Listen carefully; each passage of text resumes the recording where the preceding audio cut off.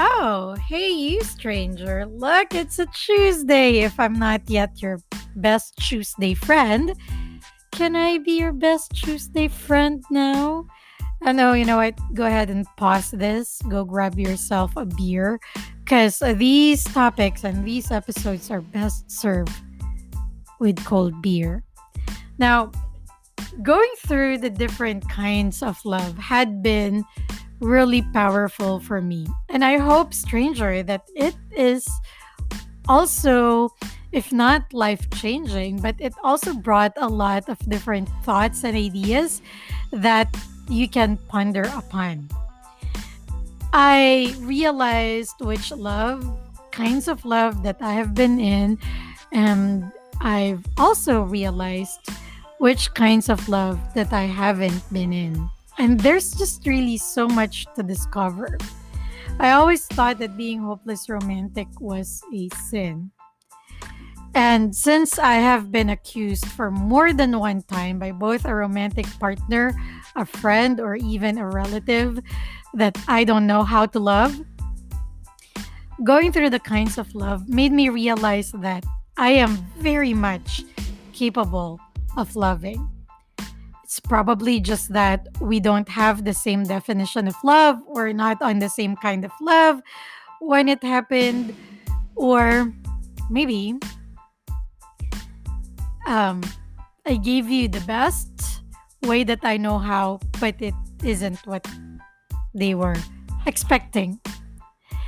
So, for today's episode, let's talk about unconditional love, which is the ultimate kind of love.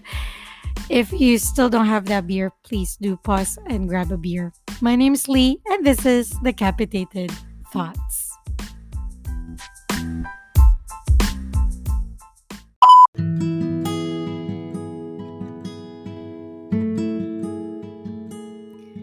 Podcasting had been very therapeutic for me. I mean, I don't bother myself for looking for somebody to talk to on a Monday night, going to a Tuesday, and recording these episodes.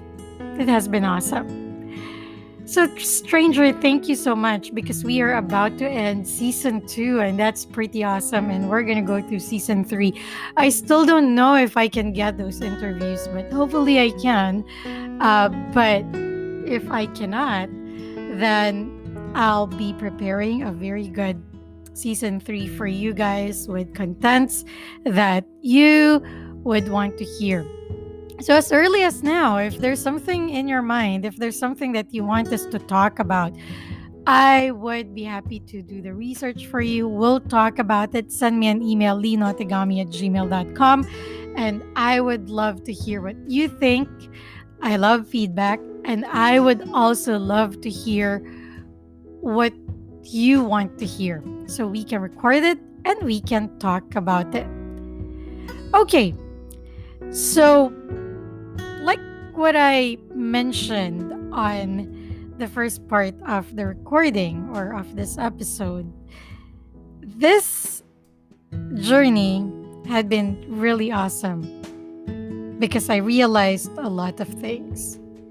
But what I know of is I'm not yet even an inch close to experiencing agape. Probably somebody had experienced it for me, but I haven't really experienced it for other people. So I haven't felt it within me. What is agape anyway? The thing is, it's hard to separate divinity from agape. But we don't want this kind of love to be so far that we won't be able to understand what this kind of love entails. So we know it better as selfless love or as unconditional love. So if we talk about agape, again, it's closely related to the divinities of any tradition or religion there is. It's that ultimate selfless love that your divine would be showering for you. Okay, so for me, that selfless love came from a man named Jesus, and for you, that name might be different. Um, it could be a different state of being or form of being as well. I grew up learning religion at school, particularly Catholicism. And so I, sometimes this part of school gets a little blurry because for me, there would be times when I don't know if it was still literature, or am I crossing over to history, or am I crossing over to religion. Because if we talk about faith, for sure, I would really say that he died for my sins. But on a different context, like a social political context, and you would really take it as it is from his time, it could be all a different story. And so to say, I've opened my mind to a lot of different things. No, it did not. I did not make me question my faith.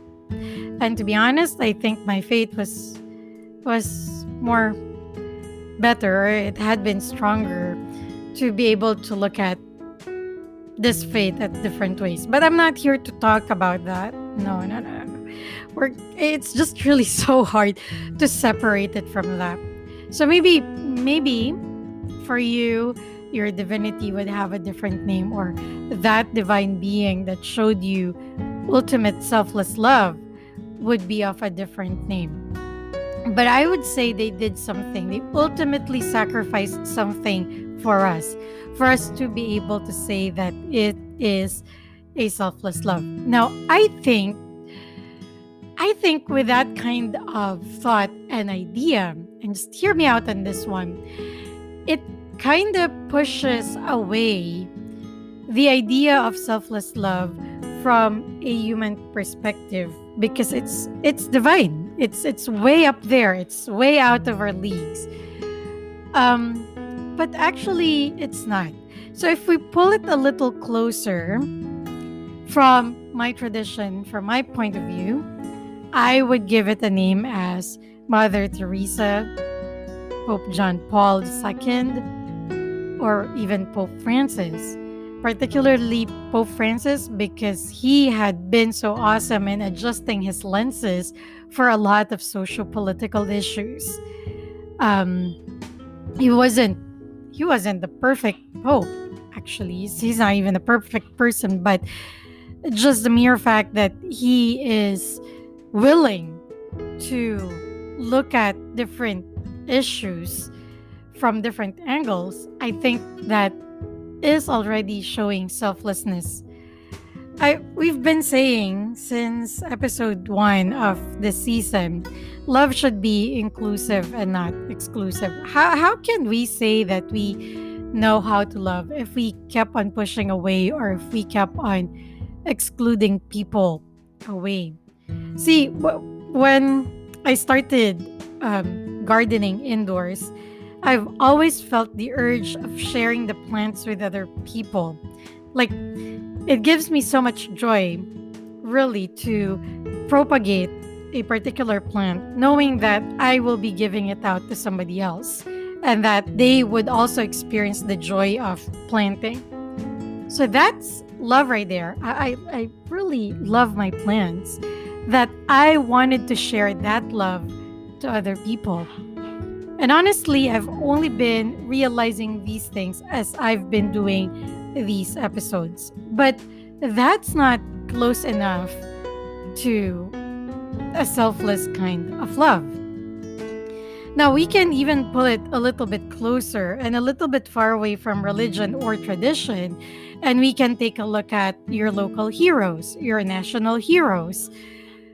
They died for something, for the love of the people, for the love of the nation. It's for the love of something that it was so great that they saw it bigger than themselves, that they ultimately sacrificed something really important to them, either their lives, their time, their ideologies, their wealth, to be able to help other people and share this love to the rest of the nation. Now, if you want to pull it a little bit more close to make it really human, I would say that the best example that I can think of would be some of our parents. Now, I'm putting some, okay? Now, I'm putting some.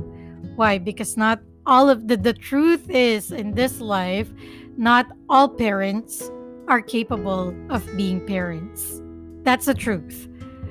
Not all of us are also capable of being sisters and brothers to our immediate family, you know? And we only call them that because we just share the same DNA, but we're not even close to being good sisters or brothers or mothers or fathers to anyone in our immediate family. And it's sad, but also remember that the best example that I'm picking would be some of our parents. Because at one point in their lives, they made an ultimate decision that had shown selflessness. Because they wanted you to survive, they wanted you to live, they wanted you to have the life that they did not have. It's just sad that we don't really see it that way because our brains are programmed to look at love in a conditional way. Now, to be able to understand selfless love or unconditional love, of course, we have to take a look at it from a conditional point of view. Now, it's a very interesting idea that I read from verywellmind.com that we are programmed in life to have conditional love. And I think that's the point that we have been making for the whole season 2 and maybe even some parts of season 1. It's expectations. It's putting people in pedestals. It's being in love with love and expecting some of our fantasies to be played out. Being a hopeless romantic does not only equate to romance or romantic love. Being a hopeless romantic can be equated to a lot of different things. Of course, too much of one thing can be bad. And I would say, I think I'm still a hopeless romantic for the gestures, but I've totally had changed how I look at love at the moment. I can say that going through the different kinds of love, it made me experience metanoia in a lot of different levels. Now, Lee, you're babbling about another thing right there. So what is metanoia? Well, it simply means a change of mind or a change of heart, and we've been talking about that for the past few episodes. I probably just didn't name it, but yeah. And it's a powerful thing to go through because you realize a lot of things that, you know, if I knew them before, I would have been a better person. But I think, and I know, I am confident that at that point in my life, I really didn't have to know it. But at this point of my life, I have to have learned my lesson and I have to have know it or learned it or understood it or anything like that. So, what led me to the Very Well Mind article about the conditional love is because apparently selfless love turns off the brain's need for reward. And this is a research done and was one of the sites that had published this back in 2014 is futurity.org. And when I dug a little deeper, I found out that the closest sensation that we have in the brain would be the unconditional positive regard. So that's the closest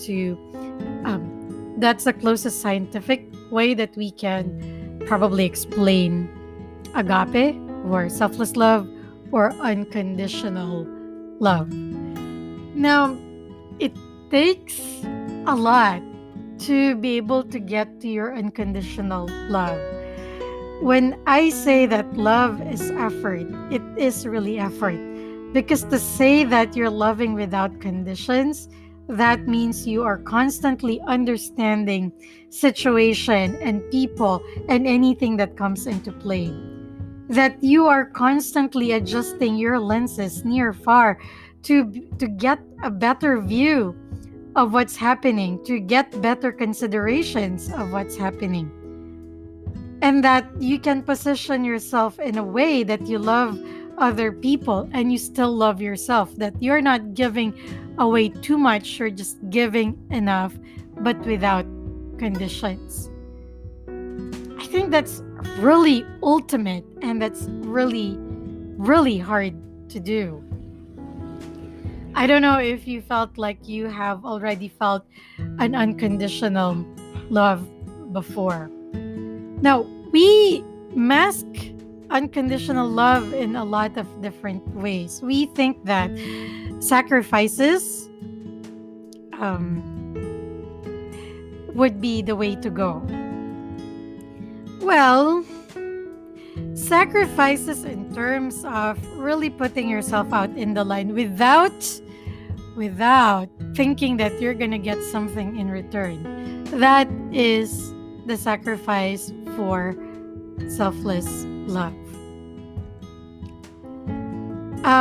No matter how much I want to make this more human, I don't want to believe that only a few of us would be capable of doing this. Like, for example, missionaries, they go out into places that are not known to them, to preach, to help people without expecting anything in return. You know, one of the reasons that had really encouraged me to be a trainer was my grandmother and my father's side.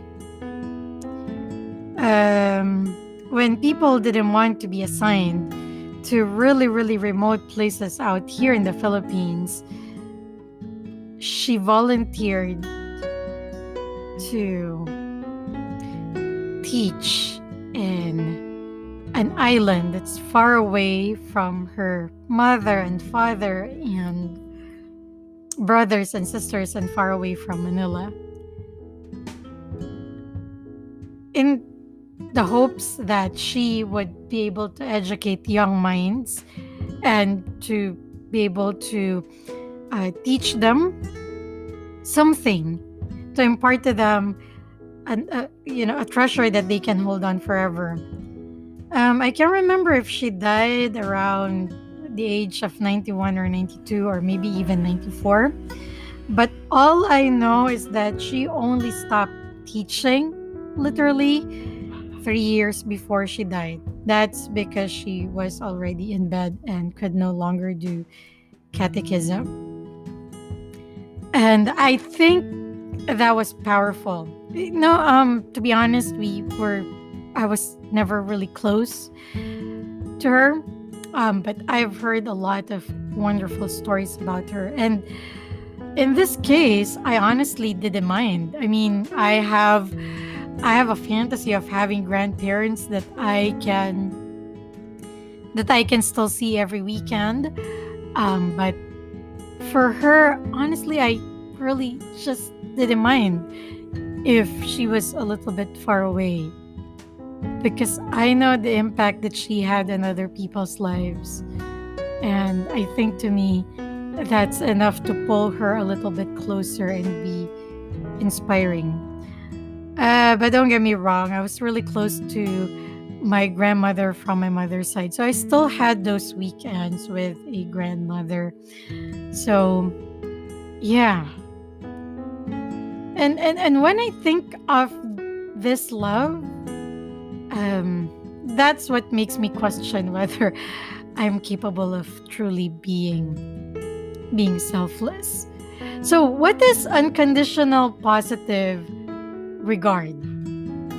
Okay, so it means that you don't really ask for anything in return. Again, as per science, when you're already on this stage, your brain turns off the need for reward. So whatever you do for the other person or for the other persons, it is already out of service, out of pure love. And the reward there is them being happy, or you don't even look at it as a reward. You just see the impact that you've made and you understand that they're being happy, that they're enjoying the best of their lives, that they are being the best that they can be, that they're achieving something that you cannot achieve. Or maybe not you cannot achieve, that you don't, what you wish for yourself really is that, to achieve that kind of happiness to other people. It still is hard to think about. I think all saints had shown unconditional love. Well, maybe not to people. But I think even very ordinary folks, your teachers, people who are very passionate about their jobs, might already be doing this or might already be rolling into this without necessarily knowing what it is. In The Little Prince, I've always been fascinated by the lamplighter, because all he does is to turn on the lights and turn off the lights. And when the little prince asks him why he does that, it's so that little children won't be afraid of the dark at night, and in the morning, since there's light anyway, just really turn it off. And out of all the characters, I don't think he had any baggages. He just really liked what he did.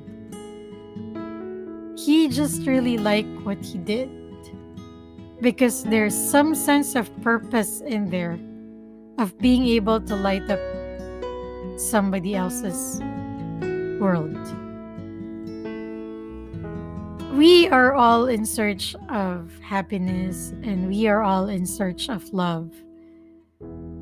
But at the same time, we have all been wearing glasses. Maybe I've called it romantic glasses in the previous episode. But I guess what I've been pertaining to all along is that conditions for love. Those things that we expect, those big gestures that we expect, not just in a romantic context. And so when we talk about selfless love, we expect that a very big sacrifice would have been done, like by your heroes or by your divinities or by your saints or by any holy person. But it's not. And as I'm going through this episode and things are really just running inside my brain, I'm realizing that maybe we have shown little acts of selfless love and we don't even know it.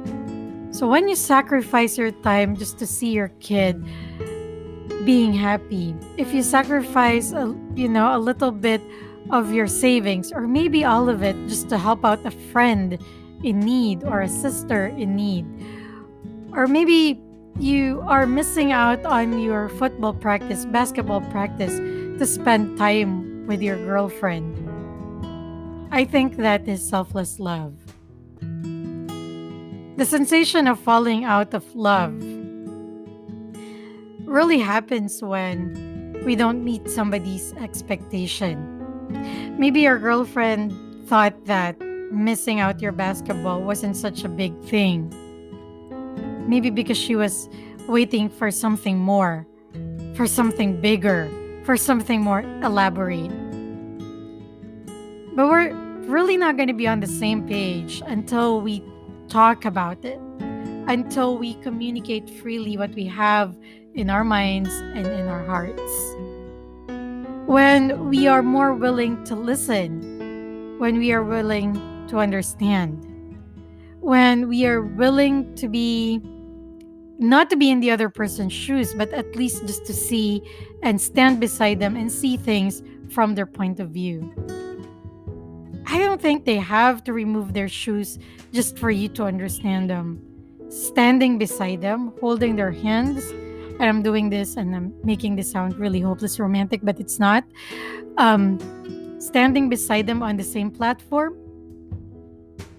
and just really looking at things from where they see it. Maybe a little lower, maybe a little higher, but from the same spot.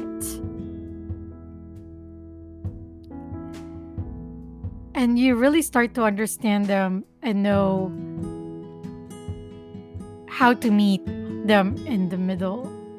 Actually, not how to meet them in the middle, to see where you guys are going, your similarities, and work on those, on your strengths, rather than take a look at your weaknesses as people.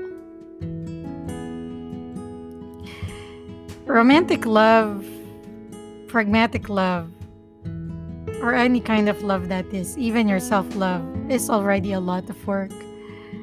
Those who have truly shown selfless love bow to them. They really deserve all praise and admiration. Because this time, probably they're not just thinking about one person, they're thinking about the good of the many over themselves. We don't always appreciate people who loves us.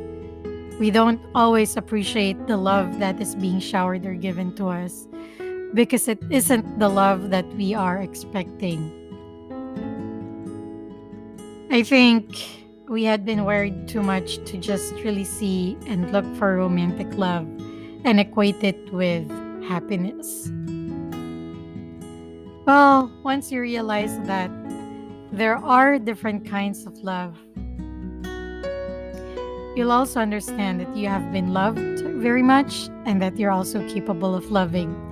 And maybe one of these days, one of those kinds of love will evolve to something bigger like your unconditional love. But hey, for now, we can be okay with the type of love that we have. I can't believe that this is episode 11 and we're going to have episode 12, and that's the end of the season. We'll conclude the kinds of love that we talked about and how we can best use the knowledge that we have now to identify, to move forward, and maybe evolve some of it, just like a Pokemon, into something better. If there's anything at all that you want to hear for season 3, please do let me know. Again, that's leenotegami@gmail.com. If you prefer Instagram, I would also be happy to hear it from Instagram. So you can look for LILITHSTR. That's my Instagram handle. And you can DM me the thoughts and ideas, the topics that you want us to talk about. It has been a really good run to be talking about the different kinds of love. I think I understand a lot better now of certain things, of certain love. And I honestly have shed tons of expectations now that I have revisited them. I hope it did the same for you, stranger, and I hope that you finished at least 2 bottles of beer by now. Do it with the other episodes too. And thank you so much for your time, stranger. I really appreciate it. I'll let my outro do the rest for me. Have a great day.